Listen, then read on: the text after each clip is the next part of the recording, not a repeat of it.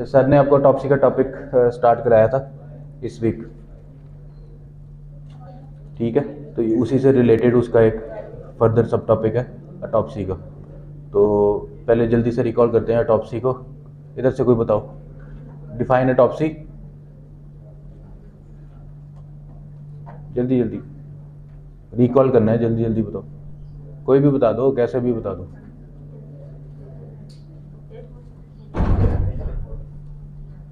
आपने नहीं, आप बताओ पीछे, इधर से बताओ। डिफाइन ऑटोप्सी, कुछ तो बोलो। हाँ जी,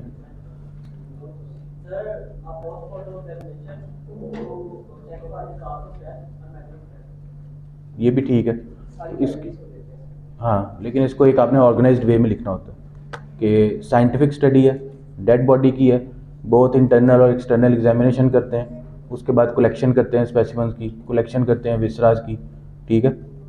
फिर इसकी टाइप्स होती हैं, जो मेडिको लीगल ऑटोप्सी होती है जो कॉमनली हम लोग करते हैं, वो उसकी एक स्पेसिफिक डेफिनेशन है बुक्स के अंदर जो मैंने आपको उस दिन भी बताई थी, ठीक है। Scientific study of a dead body under the law of state, ठीक है। स्टेट ऑर्डर देती है ना, पुलिस या आपका जो कोर्ट होता है, for the protection of society and administration of justice, के कॉज ऑफ डेथ मिल सके या हम लोग अपनी फाइंडिंग जो देते हैं वो एड कर सकें, हेल्प कर सकें पुलिस को इन द इन्वेस्टिगेशन। तो ये इसका बेसिक मकसद होता है। It is done in the cases of sudden suspicious litigious, जिसमें कोई भी ऐसे हमें अभाम हो कि ये डेथ जो है ये नेचुरल नहीं है, उन केसेस में की जाती है, ठीक है, जो पुलिस हमारे पास लेके आती है। तो ये इसकी बहुत, जैसा आपने डेफिनेशन कही है, डेफिनेशन वो भी ठीक थी आपकी, कुछ भी हम कह सकते हैं। Investigative dissection of a dead body है, इंटरनल एक्सटर्नल पोस्टमार्टम एग्जामिनेशन है, फाइंडिंग्स हम देखते हैं, विसराज कलेक्शन करते हैं, सैंपल्स भेजते हैं, ये सारी चीज़ें हम कलेक्ट करके हमने लिखनी है एक डेफिनेशन में। अच्छा, जब ऑटोप्सी करते हैं तो सर ने आपको बताया था उसमें फिर हम लोग विसरा कलेक्शन भी करते हैं, सैंपल कलेक्शन भी करते हैं, डिस्पैच भी करते हैं, ये चीज़ें सर ने सारी बताई थी आपको।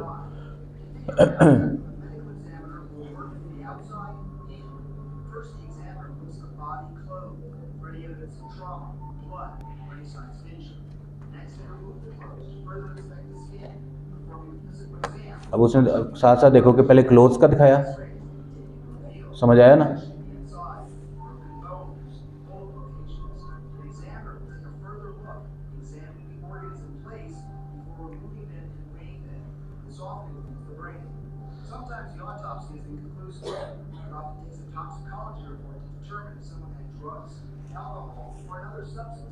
क्या समझ आया इस वीडियो से?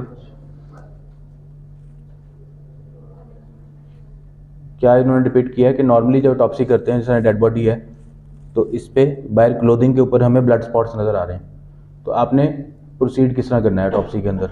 सबसे पहले नेकेड आई एग्जामिनेशन किया, उसके बाद एक्सटर्नल एग्जामिनेशन, ठीक है, फिर इंटरनल एग्जामिनेशन, फिर विसराज। फिर अब ये एक्सटर्नल एग्जामिनेशन जो है ये आप पढ़ चुके हो अभी, जो सर ने पढ़ाया आपको। एक्सटर्नल एग्जामिनेशन में ये क्लोथ्स नज़र आ रहे हैं, उस पर ब्लड स्पॉट्स नज़र आ रहे हैं और कटिंग नज़र आ रही है आपको। जब हम क्लोथ्स को रिमूव करेंगे तो उन्हीं जगह पे जहाँ पे आपको स्पॉट्स नज़र आ रहे हैं उनके रेलिवेंट जगह पे हमें इंजरीज नज़र आनी चाहिए, ठीक है ना। तो ये हो गई हमारी external examination of clothes and body. फिर जब बॉडी को ओपन करेंगे तो उसी से रिलेटेड उन जगहों पे हम लोग देखेंगे कोई बुलेट तो नहीं, कोई फॉरेन बॉडीज तो नहीं, कोई फ्रैक्चर्स तो नहीं, या विसरा रप्चर तो नहीं, ऑर्गन डैमेज तो नहीं। ये सारी चीज़ें हम एक सीक्वेंस में चल के करते हैं, एक्सटर्नल इंटरनल एग्जामिनेशन, जो आप प्रोटोकॉल में ऑटोप्सी प्रोटोकॉल में पढ़ चुके हो, ठीक है। तो फिर हम विसरा कलेक्शन करते हैं, फिर हम डिस्पैच करते हैं, फिर हम रिजल्ट्स लेते हैं, तो हमें फाइंडिंग मिल जाती है कि हाँ ये टॉक्सिकोलॉजिकल रिपोर्ट ये शो कर रही है, हिस्टोपैथोलॉजिकल रिपोर्ट ये शो कर रही है, केमिकल रिपोर्ट ये शो कर रही है। तो इसमें ये एक नॉर्मल प्रोसीजर होता है जो हम फॉलो करते हैं। लेकिन आज का जो टॉपिक है उसमें क्या है कि क्या कुछ ऐसी कंडीशंस होती हैं जिसमें हमें ऑटोप्सी नेगेटिव मिलती है, कि ऑटोप्सी नेगेटिव हो जाती है, हमें कोई फाइंडिंग नहीं मिलती, या हम कोई फाइंडिंग मिस कर जाते हैं, या उसका कोई रिजल्ट नहीं निकलता। बहुत कम होता है लेकिन अक्सर ये देखने में मिल जाता है। तो इसकी क्या वजह हो सकती हैं, ये हमारा आज का टॉपिक है। तो बेसिक मैंने आपको पहले रिकॉल इसलिए करवाया था कि आपको पता हो कि व्हाट इज़ ऑटोप्सी और हमने क्या देखना है आज।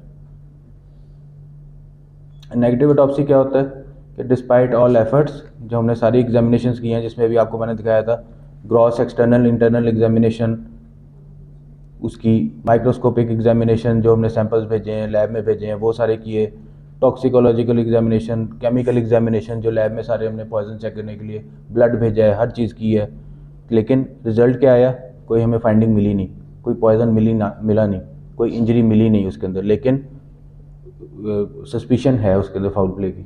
ठीक है, तो इसमें हम इसको डिक्लेयर कर सकते हैं कि ये नेगेटिव ऑटोप्सी है, या हमें कॉज ऑफ डेथ अनसर्टेन है कि मिला नहीं हमें इसके अंदर। तो ये जो बुक्स में लिखा हुआ है कि 2 to 3% ऑटोप्सीज go negative.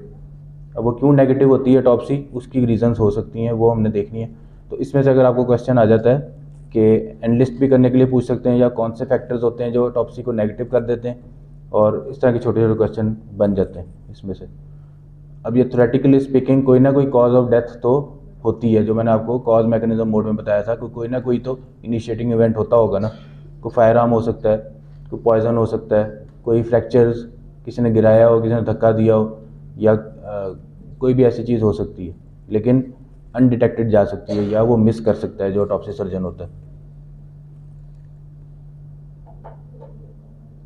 Basic concept अगर इसका आपको पता हो ना, तो आप क्वेश्चन आए तो खुद उसको अपने अल्फाज में भी लिख सकते हो। जो टिपिकल चीज़ें वो तो आपने बतानी ही बतानी है। दो चीज़ें इसमें हमने देखनी है कि फैक्टर्स या क्या डेफिशिएंसीज या क्या ऐसी कॉजेज़ हो सकती हैं जो नेगेटिव ऑटोप्सी कॉज करती हैं। वो ह्यूमन रिलेटेड भी हो सकती हैं, वो ज़्यादातर हमारी एरर्स वगैरह भी हो सकते हैं। फिर जेन्युइन या natural causes of negative autopsy, ये दो चीज़ें हमने इसको डिस्कस करना है। तो ये जो फैक्टर्स हैं, ये लैप्सेज हैं, डेफिशिएंसीज हैं जो नेगेटिव ऑटोप्सी को कंट्रीब्यूट करती हैं, उसमें ये चीज़ आ जाती है कि ऑटोप्सी, ये हिस्ट्री में हमेशा आपको कहता हूँ कि सबसे ज़्यादा इंपॉर्टेंट है। इस पॉइंट का क्या मतलब है,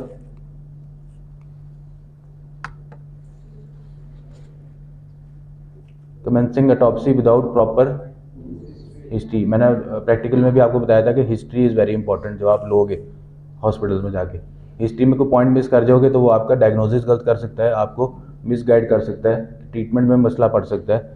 ऑटोप्सी के अंदर भी ऐसी है डेड बॉडी के साथ। अगर आपको हिस्ट्री नहीं प्रॉपर पता, आपने हिस्ट्री उससे नहीं ली, या उसके फिर रिलेटिव्स या उसके कोई आपको थोड़ी बहुत भी हिस्ट्री नहीं पता, अननोन बॉडी हो तो और बात है, लेकिन अगर कोई चीज़ आप इस तरह मिस कर देते हो तो वो नेगेटिव ऑटोप्सी की तरफ जा सकती है।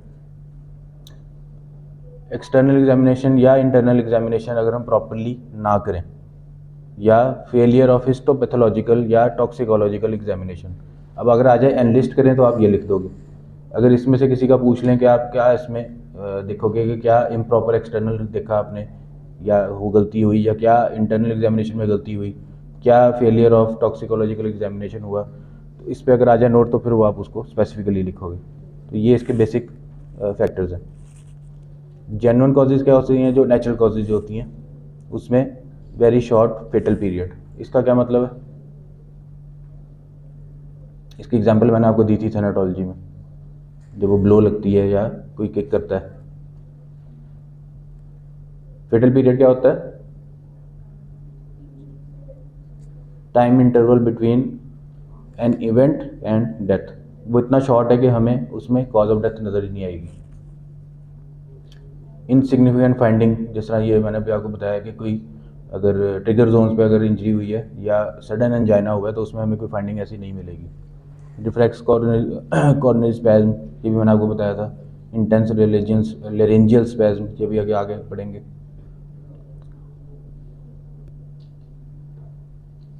अब ये जो टॉपिक, ये जो पॉइंट है, commencing autopsy without proper history, क्या आपको पता नहीं है कि केस किस चीज़ का है, या आपने उसको प्रॉपरली पहले एक्सटर्नल एग्जामिनेशन में एक्सरे वगैरह नहीं किया, देखा नहीं आपने, बॉडी को ओपन कर दिया, तो वो फाइंडिंग लॉस्ट हो सकती है।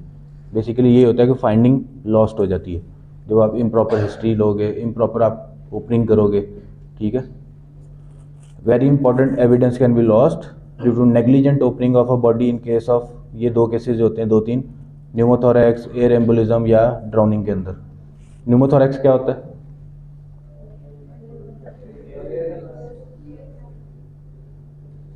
इधर आओ आगे, दोनों आ जाओ। What is pneumothorax?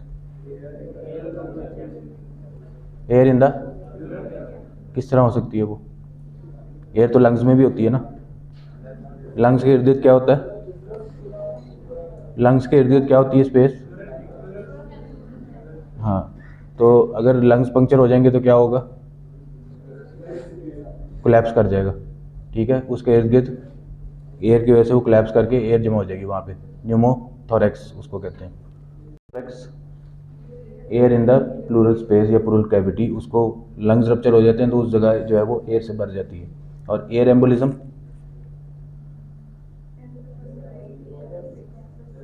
होता क्या? एयर एम्बोलिज्म, वेसल्स में एयर एंट्री हो जाए अगर, तो वो जाती है हार्ट पे और लंग्स पे और जाके सडन डेथ कॉज कर सकती है। और ड्राउनिंग, ये आप एस्फिक्सिया के अंदर पढ़ोगे, डूबना जिसे कहते हैं।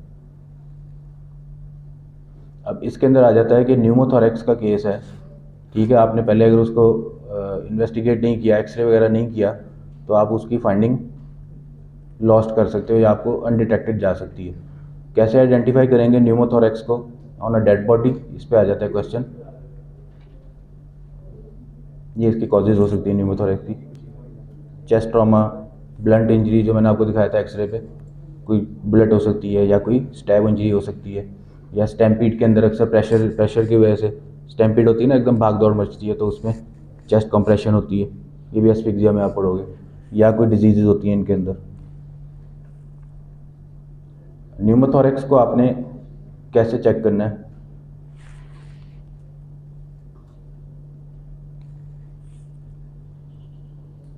इसका प्रोसीजर आ जाता है। Make a square pocket on the front of chest, remove soft tissue, skin and muscles in that area.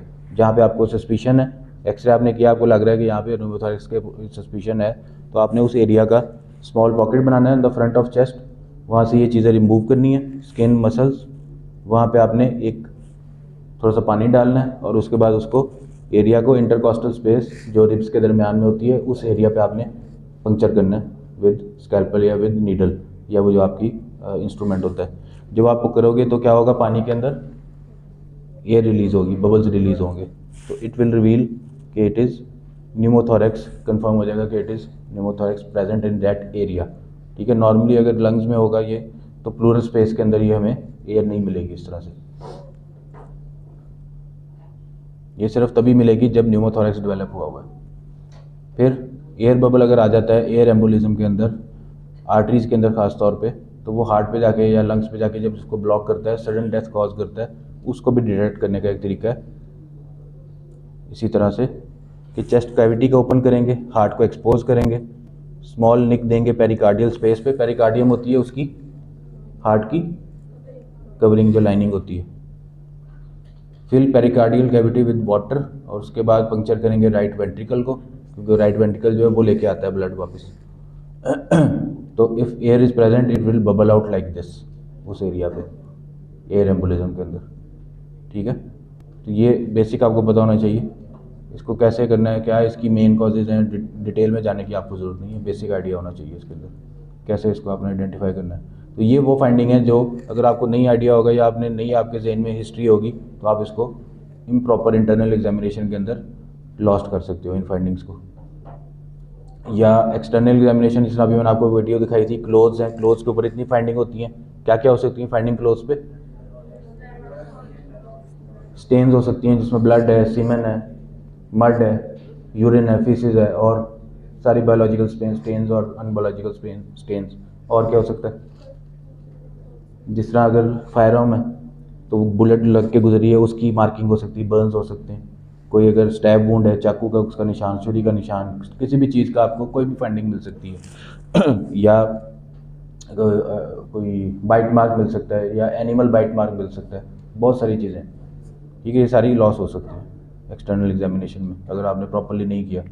या electrical lesion, snake bite marks, ये इलेक्ट्रिकल लीजन अगर पाँव पे लगे इस तरह से स्मॉल सर्कुलर इसका मार्क आता है, ये बाइट मार्क हो सकते हैं, या फैंग मार्क हो सकते हैं स्नेक बाइट के अंदर।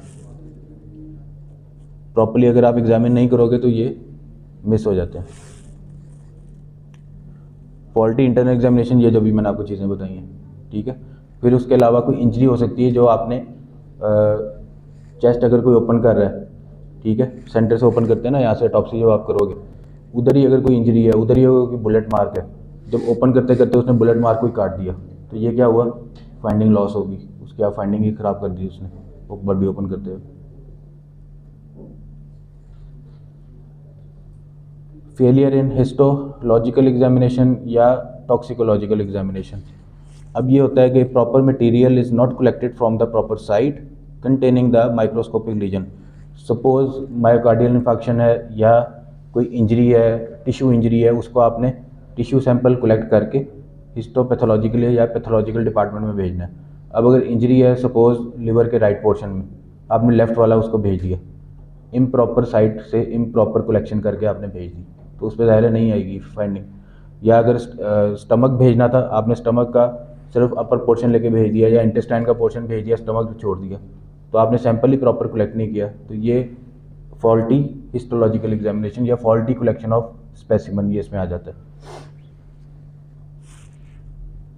फिर जब सैंपल कलेक्ट करते हैं तो उसको प्रिजर्व भी करना होता है, ये सर ने आपको बताया होगा। प्रिजर्वेशन कैसे करते हैं, डिपेंड करता है ना किसको हमने भेजना है सैंपल। केमिकल एग्जामिनर को भेजना है, अगर हमने केमिकल एग्जामिनेशन में क्या क्या देखना होता है, जब ऑटोप्सी होती है तो रूटीन विसरास कलेक्ट करते हैं, ठीक है। रूटीन विसरा होते हैं जिनमें हमें पॉइजनिंग की सस्पिशन हो, उनको हम किस में सेंड करेंगे, सलाइन, सुपर सैचुरेटेड सलाइन में, और हाइपर सैचुरेटेड सलाइन क्योंकि वो उसकी डिहाइड्रेशन कर देता है सैंपल की, उसकी फाइंडिंग जो है उसको लॉस नहीं करता। तो ये अगर हमने केमिकल एग्जामिनर को भेजना है, रूटीन स्पेसिमेन जितने भी हैं इस पर भी डिटेल करेंगे हॉस्पी के अंदर। रूटीन स्पेसिमेन जितने भी हैं जो ऑटोप्सी के बाद हमने लेने ही लेने हैं, कलेक्ट करने ही करने हैं, ताकि सस्पिशन ऑफ कोई पॉइजनिंग हो, सस्पिशन ऑफ कोई फॉल प्ले वो उसमें कोई नज़र आ जाए, कोई टैबलेट नज़र आ जाती है, कोई पॉइजन मिल जाता है जिसमें स्टमक, इंटेस्टाइन, स्प्लीन, किडनी के पोर्शन, ये चीज़ें आपने कलेक्ट करनी है जो आपने पढ़ा है अभी। अगर वो आपने कलेक्ट करके केमिकल एग्जामिनर को भेजना है टू डिटेक्ट पॉइजन, उसमें आप फॉर्मेलिन डाल दोगे तो क्या होगा, तो पॉइजन जो उसके साथ मिक्स होकर डिस्ट्रॉय हो जाएगा, ठीक है। तो आपने कलेक्शन तो प्रॉपर कर ली, लेकिन आपने जो सैंपल डाला था कंट्रोल स्पेसिमेन के लिए, उसको प्रिजर्वेशन के लिए, वो आपने गलत डाल दिया, आपका सैंपल डिस्ट्रॉय हो गया। तो ये सारी चीज़ें इसमें नेगेटिव में चली जाती हैं, फिर आपको कुछ मिलेगा ही नहीं तो केमिकल एग्जामिनेशन के लिए हम लोग क्या यूज़ करते हैं, रूटीन विसराज के लिए सुपर सैचुरेटेड सलाइन और केमिकल एग्जामिनर को हम भेजते हैं, ताकि कोई पॉइजनिंग डिटेक्ट कर ले, कोई टैबलेट मिल जाती है, कोई लीव्स मिल जाते हैं, भंग लीव वगैरह या टोबैको लीव्स वगैरह लेकिन अगर हमने चेक करना है कोई ब्रेन इंजरी तो नहीं, ब्रेन का टिश्यू लेके भेजना है, या हमने चेक करना है कोई किडनी में कोई इंजरी तो नहीं, या कोई उस स्टमक के एरिया में कोई इंजरी तो नहीं, उसका सैंपल लेके हमने भेजना है इंजरी चेक करने के लिए, टिश्यू इंजरी चेक करने के लिए, वो किसको भेजेंगे, हिस्टोपैथोलॉजिकल एग्जामिनेशन के लिए। हिस्टोलॉजिकल, हिस्टोपैथोलॉजिकल आ गया इससे। हिस्टोलॉजिकल मतलब हिस्टोलॉजी, पैथोलॉजिकल मतलब कोई डिजीज़ या कोई इंजरी देखने के लिए, हिस्टोपैथोलॉजिकल।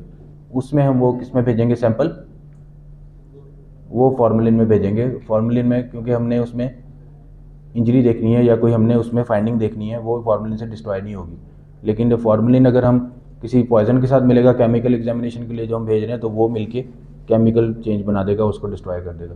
कॉन्सेप्ट समझ आया इसका कि क्यों हम केमिकल के अंदर फ़र्क भेजते हैं स्पेसिमन, वो प्रिजर्वेटिव, और हिस्टोपैथोलॉजिकल के लिए अलग भेजते हैं, ये इसका बेसिक डिफरेंस है।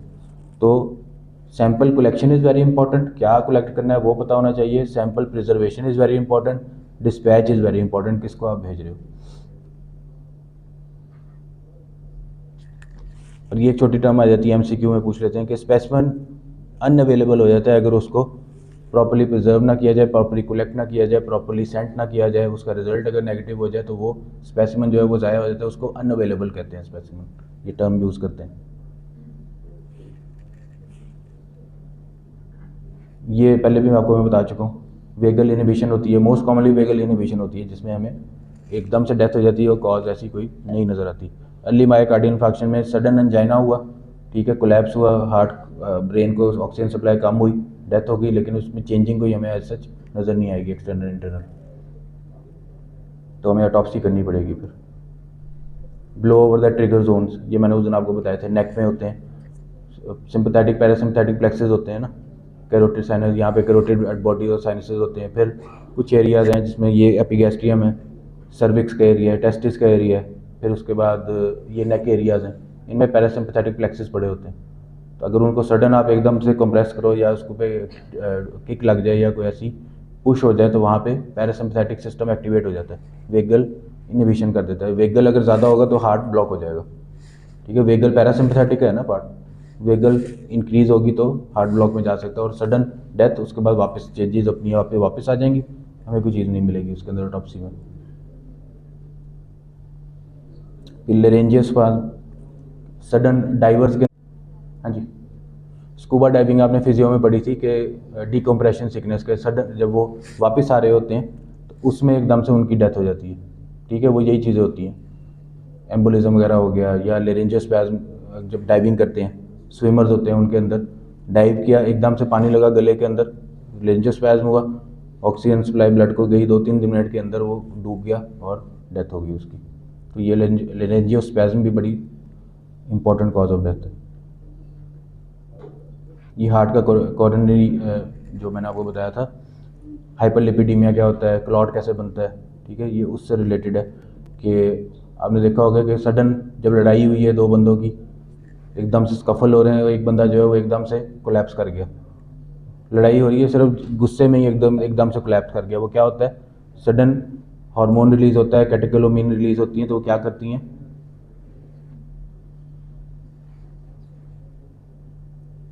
कंस्ट्रिक्शन कर देती हैं, वो उसको हार्ट की सप्लाई को एकदम से कोलैप्स कर देती हैं, ठीक है। जब प्रेशर, ब्लड प्रेशर इंक्रीज होता है ना एकदम से, कहते हैं जब एंजाइना होगा एकदम से वो कोलैप्स करेगा तो डेथ हो जाएगी। ये माइनस स्टिमुलेंट्स होते हैं ये वाले, पुश और पुल, या लड़ाई हो जाती है जब, उसके अंदर आपने देखा होगा अक्सर।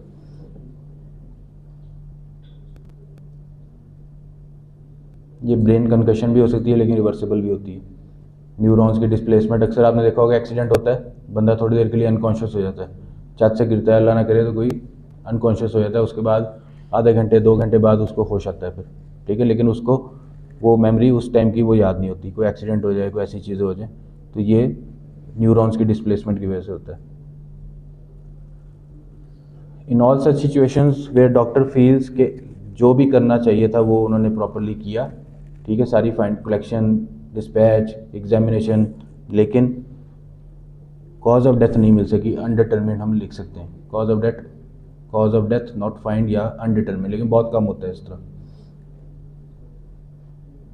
फिर उसके बाद नेक्स्ट चीज़ है कि hazards to the staff working in autopsy lab and mortuary, ये भी छोटा सा टॉपिक है कि ऑटोप्सी लैब के अंदर जो लोग काम कर रहे हैं उनमें क्या क्या हैजर्ड्स हो सकते हैं और उनको कैसे प्रिवेंट कर सकते हैं।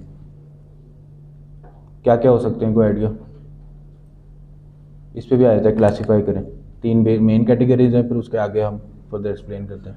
ऑटोप्सी लैब के अंदर कोई लोग काम कर रहे हैं, जैसे आपने डिसेक्शन हॉल में देखा था, तो उसमें क्या क्या हैजर्ड्स हो सकते हैं, मिलता जुलता ही है ना, यहाँ भी डेड बॉडीज़ हैं, वहाँ भी डेड बॉडीज़ होती हैं, कुछ बता दो कोई भी पॉइंट्स। ऑटोप्सी लैब में आप जो डॉक्टर काम कर रहे हैं, टेक्नीशियन काम कर रहे हैं, उनमें क्या क्या हैजर्ड्स हो सकते हैं? इन्फेक्शन हो सकती हैं, और हम्म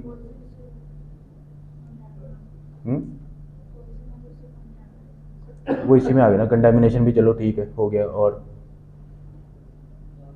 जहाँ वो काम कर रहे हैं, ये इंस्ट्रूमेंटेशन प्रॉपर, अगर ग्लव्स नहीं पहने हुए, पिन प्रिक हो गया, ये कट हो गया, या वायरस इन्फेक्शन ट्रांसमिशन, स्लिप हो गया, फ्रैक्चर हो गया, इलेक्ट्रिकल हैजर्ड्स, इनकी क्लासिफिकेशन है सारी ये।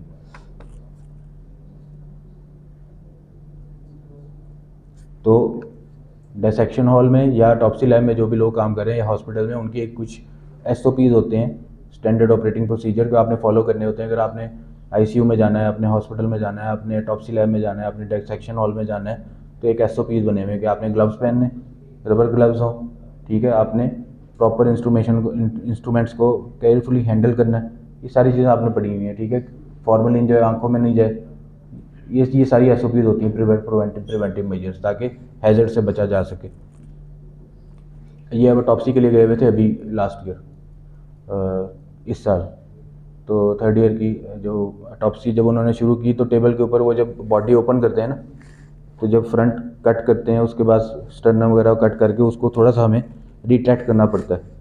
तो वो जब रिट्रैक्ट कर रहे थे तो रिट्रैक्ट करते हुए जब उसको ऐसे किया तो प्रेशर से थोड़ा सा ब्लड निकला, या उसके टिश्यूज़ वो थोड़ा सा स्पिल करता है ना, तो बच्चे सारे ऊपर खड़े थे, इस तरह स्पिल करता है तो वो एक बच्ची के यहाँ पे ब्लड आ गया कपड़ों पे और इधर मुंह पे।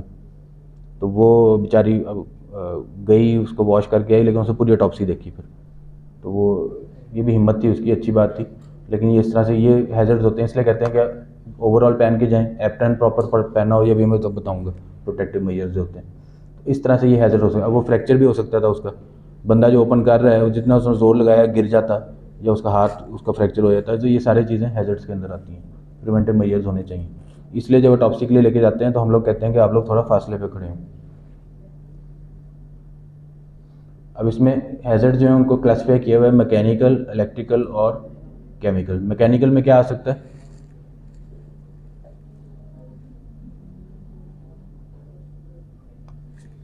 ये सारी चीज़ें, पिन प्रिक्स, स्कैल्पर कट आ गया, या शार्प इंस्ट्रूमेंट है, कटर है, वो उसको कट कर रहा है, उससे उसके वूंड आ गया, फिंगर कट हो गई, fracture on a slippery floor, muscle sprain जो अभी मैंने बताया कि वो खोलना उसको बड़ा काम है, रिट्रैक्ट करना बॉडी को बहुत काम है एक, तो करते करते मसल स्प्रेन हो गया।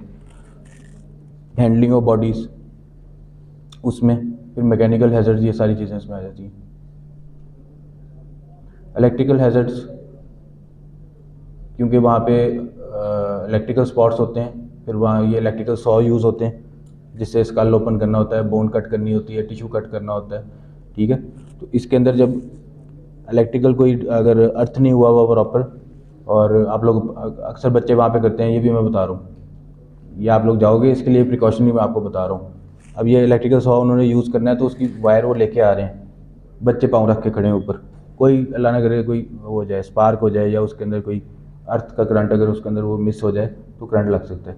पाँव कभी भी तार के ऊपर रख के खड़े नहीं होते कहीं भी, ये बच्चे इस तरह की गलतियाँ करते हैं। फिर ये क्यों कहते हैं कि मास्क पहने, गॉगल्स पहने, एप्रन पहने, कैप पहने, ग्लव्स पहने, बूट्स पहने, जो ऑटोप्सी कर रहे हैं यहाँ तो फॉलो ही नहीं करते ना, देखोगे आप लोग जाके, लेकिन ये प्रॉपर प्रोटोकॉल होता है। अब ये जब इससे बोन कट करेंगे या स्कल कट करेंगे, स्कल की बोन, तो क्या होगा, उसका वो चूरा निकलता है। जिस तरह आप मार्बल को कट करते हैं तो उसका वो टाइल को कट करते हैं तो निकलता है ना, वो सारा आपके नाक में जा रहा होता है, आंखों में जा रहा होता है। जिस बच्चे खड़े हुए थे उनको मैं यही कह रहा था, पीछे हो जाओ या एटलीस्ट कवर करो अपने मुंह को। ये सारे प्रोटेक्टिव मेजर्स हैं। कोई अगर सॉकेट अगर आपका स्पार्क है, कोई लूज़ हुआ हुआ है, उसको आपने प्रॉपरली उसकी मेंटेनेंस होनी चाहिए, मेंटेनेंस होती है उसकी, उसकी ड्यूटी होती है एक बंदे की, वो सारी चीज़ें चेक करता है ऑटोप्सी लैब की। Electrical instruments, fans, mortuary freezers, tables, wiring, ये हर चीज़।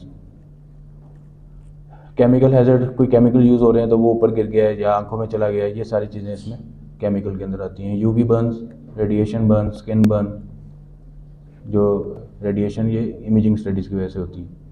इन्फेक्शन जो आपने बताई थी, वायरल इन्फेक्शन हो सकती है, कोविड इन्फेक्शन जब इस तरह हुई थी वो ट्रांसमिसिबल है।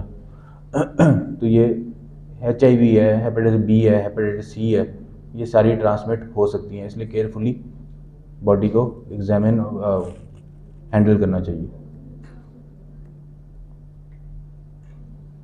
ये कैटेगरी वाइज दी हुई है, तो इतना बहुत ज़्यादा डिटेल में करने की ज़रूरत नहीं, बेसिक आइडिया आपको होना चाहिए कि वायरल होती हैं, बैक्टीरियल होती हैं, ये TB, टाइफाइड, ठीक है। तो कवर करके नाक को अच्छी तरह फिर इनको करना चाहिए। कैटेगरी C इन्फेक्शन जो है ये ज़्यादा सीवियर होती है।